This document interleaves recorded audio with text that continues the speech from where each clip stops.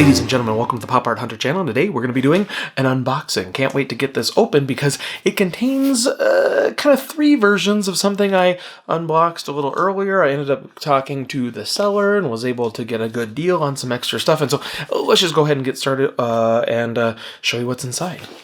So we have a nice small box here, but a nice and hefty little box. It's got a little bit of weight to it. And I'm excited to open this one up. Love these boxes because you have a clear cut a clear cut and defined opening for these because they have the little slit inside. You know you're not going to cut into anything major because they got the cardboard. You know I can't resist bragging or complaining about the boxes we're opening. That's like the whole point of this channel. I should have called it the box channel. We were just talking about containers and boxes that things are shipped in. That would have been a real interesting channel. Who knows? It could have been more interesting than what's here. All right, let's go. So, I'm excited. Okay, so I did an unboxing of a folio from Ren and Stimpy. I did that earlier, and that contains 79-ish, I believe, cells. And also like 79 drawings that were also included. And then it had some additional drawings and the sheets, kind of the call sheets of the different frames and cells there. So it had all the stuff attached to it. And I'm going to use scissors here instead. And this, I was able to contact the seller that I received that first packet of cells from. And I got some more. And in fact, I got 3 more. So we're going to go ahead and take a look at these. You got 1, you got 2, and you got 3. And these are actually look like they're in better shape. Maybe because they have less cells in them. So that could be the reason they've held up a little bit better. The other one had a little bit more tears and kind of snags to it. But this is from the episode Scotsman in Space. And there's 3 separate folios from this. So we're going to look at all 3 of them and see what we got inside. I'm going to go ahead and get the handy dandy gloves on. And I even remember them. We don't have to do any transitions or cutting. Sometimes I forget the gloves because I get so excited with opening. I just want to get them opened and ready to go. Okay, so let's take a look at this a little bit closer. The cool thing about this, again, you got some production notes and numbers. You got the scene numbers, how much footage is there, title of the episode, and so it gives you a little bit more details. Now, this is also kind of cool for the collectors who are going to be looking at these things to try to identify cells in the future, maybe from a similar episode, but they don't know exactly what scene number a certain thing was called, and so this can be a way to sort of deconstruct that. Now, there are other resources and books and stuff you can use, but this is just kind of a more organic, homegrown way to do it. If you've got a couple of these, most people aren't going to have a ton of these to use it as a huge reference, but still. Anyway, so let's go ahead and get it open. Not exactly sure how many things are going to be in each one of these, but we shall see. All right, so this is written in another language. I'm going to have to maybe take a photo of that, put it into Google Translate and see what that says. We have another couple little notes and bits, and I love this, the fact that they left the little sticky notes and stuff inside with the little notes and sorts of things there. I think that's really cool. So, scene is fielded too high, refilled down as shown in storyboard. And so there's also some notes here. And I'm not sure if that's a translation of that, if somebody translated that for them. So clearly this was sent elsewhere or to another portion of the studio with someone who spoke that language that needed to sort of interpret these notes and then make the scene. Now, this is in the 4th season, I believe. Maybe even the 5th season, depending on how the episodes worked out. I know it says 412, but I know some of the seasons, there's that weird split in Ren and Stimpy. And yeah, so we got this kind of in-house production sheet. You got the Ren and Stimpy logo at the top there, and then they've got all sorts of little breakdown notes regarding the scene itself. So that's cool. And then the description here, Stimpy looks over Ren's shoulder, and then Ren looks up. So that's apparently what... Okay, I'm just going to set this to the side real quick so we can turn this a little bit easier. I want them to fly up into space, so I'm going to flip these around. Look at that. I love that. I love this drawing. Yeah, that drawing is fabulous. So, you know, something like this, for me, I'm looking at this holistically and thinking, okay, I've got multiple cells and multiple pages from this, and I like to keep it as a packet. You know, a lot of people sell these individually. And so that's something in the future, I might pick and choose some things out of here, depending on how many cells are in a particular packet, if I really like the scene, where I could sell some stuff off as either as the whole packet or individually, but I really want to just keep it together, and also I really just want to keep it in my collection personally right now, but I'm talking long term eventually, things like that down the road. So that's a really cool so there, we're not going to flip through every single cell in here probably. So we've got Ren before he turns his back. Got a little bit of rippling up here on the corners. It's probably being stored in this folio for quite some time. You got a little bit of the rippling there in the corner. So him, you know, with his back turned, and then eventually he's going to look over his shoulder like this. Yeah, which I think this doesn't quite match that. This might, I'm not sure if this particular cell is in there where he's got his cheeks more puffed up. Here he's starting to chew or whatever he's doing there. All right, so let me just take this carefully. You can see there's a little bit of stickage here. Just going to see how much of that is present. Okay, it wasn't that bad, just a little bit. So that, yeah, that's a nice cell. Again, a little bit of rippling at the top there.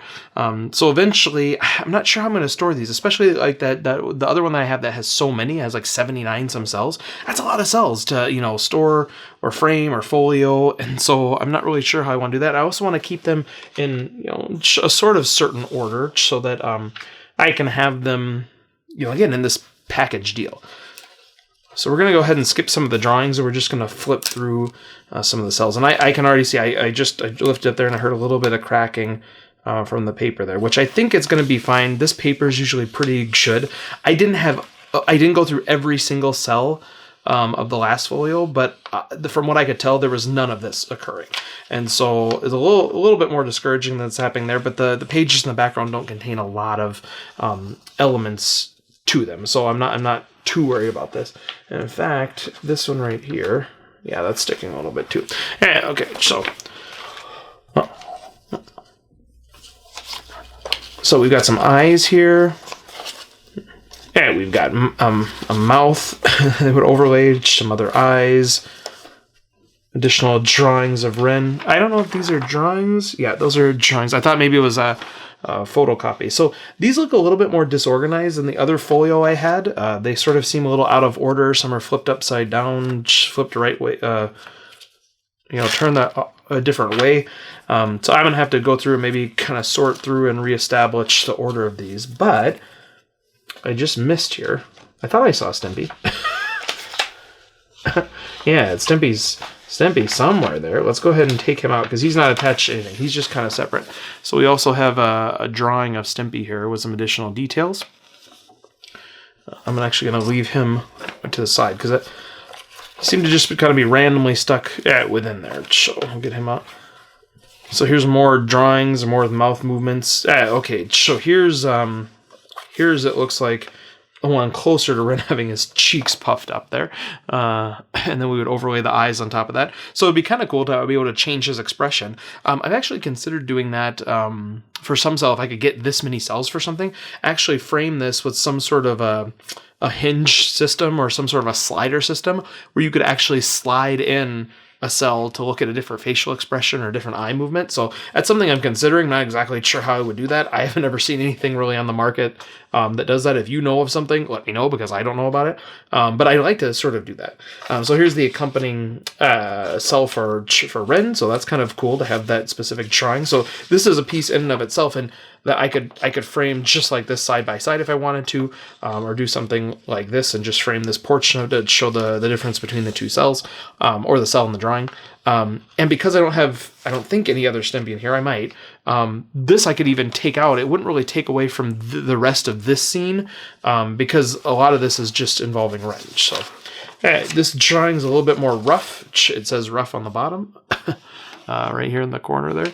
Let's see what else we got here. So a lot more drawings. It doesn't look like too many more cells.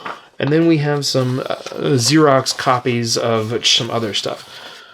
So this has a little bit more detail about, you know, some where the eyes should start, where they should end up. That's the end point. That's the beginning point. Sort of giving some additional notes there.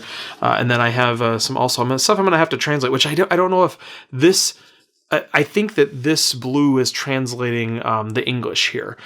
So I think it's someone went through and looked at the English and translating it for the individuals who are actually doing the coloring. And then we have this final cell, which is sort of the starting scene of this, where he's looking over the shoulder, and that includes this. So that would be kind of a cool thing to frame, even sort of a 3-cell framing. And so I could have this over here, this in the middle, and then over on this side, this back version of Ren, or even him looking over his shoulder. Nobody would really know the difference unless they looked at that particular episode. So yeah, this is really cool. I really like this packet. Ren and Stimpy. I think the other episodes are more popular. The space episodes. I don't think this was the least popular. What am I doing? I don't think it was. I think it was a more popular episode than some of the other episodes. I don't know what words I'm attempting to use here. I'm actually going to flip this back the way it was. Kind of put this stuff back on top. Okay, so now let's go ahead and look at the next folio. Okay, same episode, but this one is a different scene. So this one we have actually a little bit more complex notes and details. It's actually a couple pages here. If I can open it up with the gloves on, probably nothing so interesting that you would want to wait for it. Yeah, but you just got a few more details on the back here. And so there's a lot going on in this particular scene. And so let's go ahead and take a look at what is in here. Alright, so let's go ahead and just flip this whole packet around. Easier to view it this way. So we got Ren and Stimpy, and they are knitting. And it appears as though they're knitting from their their own fur and bodies, perhaps. So we have a couple rocking chairs here, and then drawings of Ren and Stimpy in their various states. And then let's go ahead and get to the good old Ren and Stimpy to see what they look like. Oh, there we go. So yeah, they're kind of naked in their own right, with knitting the fur that they are from their own bodies. I think I heard a little sticking there. No, yeah, and actually, again, there's still some rippling in these. I'm imagining these were stored, in a folder a certain way, and then the rippling just kind of, happens with pressure and with leaning and just with staying in a drawer for so long, probably. Okay, so we got to fit in that. Got some more of the rocking chairs, so a little bit more set pieces versus the actual characters, which is why, I was able, I think, to get a little bit better deal on this one than the other one, because there's not as much Ren and Stimpy here specifically. As we go along, I think there's a little bit more of them. But there's a lot of the rocking chairs and stuff like that going back and forth, which is important to the scene, but just not nobody's going to buy this cell probably separately. Like, boy, this rocking chair, that was the best episode of Ren and Stimpy. Remember when they were sitting in these chairs? You don't see them there? Oh, and actually, there's actually quite a few cells of Ren and Stimpy, actually. Yeah, which, again, on their own, and these are actually very, very, very similar. I'm just trying to see the differences between them, even. Like, there's so... and this is kind of stupid. Like, I'm like, oh, these look pretty much the same. Well, 24 frames a second, or, 12 frames if they cheated or whatever, they're going to look similar. But they just look so similar. This could be something where I could take, like one of these cells out and sell that individually to a collector if they wanted it. But again, there's some value in just having everything together. I just like that, it was kept together for so many years, for so long. We want to keep it that way as best as possible. But there could be a possibility of one of these end clips or something getting taken out, just to share the wealth a little bit. Share the fact that these cells exist and somebody might want this in their collection. That might be a favorite episode for them. So lots more drawings, a lot of hand knitting motions in their hands. I'm sure those hands are in there throughout. But we got a little bit more details of the whole scene, kind of the rough sketches of what that would look like. And then also a Xerox copy of something. Color card, paint plus cozy. So it's just going to be a pretty generic background. And that's something I'll have to go through these a little bit more in detail, and you know, I know the episode that they're from, but I mean, find the actual scenes, maybe do a reproduction background or something for any of the displays I want to do. And yeah, so that should be good. So let's go ahead and put these back. And yeah, I'm gonna go ahead. I think that's, yeah, that's how I want them. Let's go ahead and look at the last one. Oh, gotta keep all this together. And so the last one, I'm hoping is pretty good. I'm kind of excited about this one because I don't have as much Ren. I'm sorry, as much Stimpy. I have a lot of Ren in my collection, but not as many Stimpy. And so I would like to get a few more Stimpy. This is 1, 2, 3, 4 pages. So there was a lot going on in this particular scene. I don't think that means necessarily more cells, but there was a lot more action and direction that needed to be given.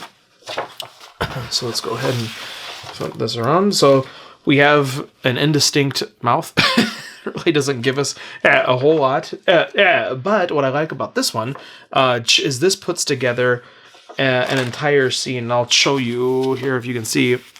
It's Stimpy turning a little dial on his headset there. And so each of these pieces are individual. So his mouth as he's contemplating it, the actual knob itself, and you know, the position and the lines of the ridges there as he's turning it, his fingers as they're turning it and what that would look like, and you know, his mouth expression changing as he does that.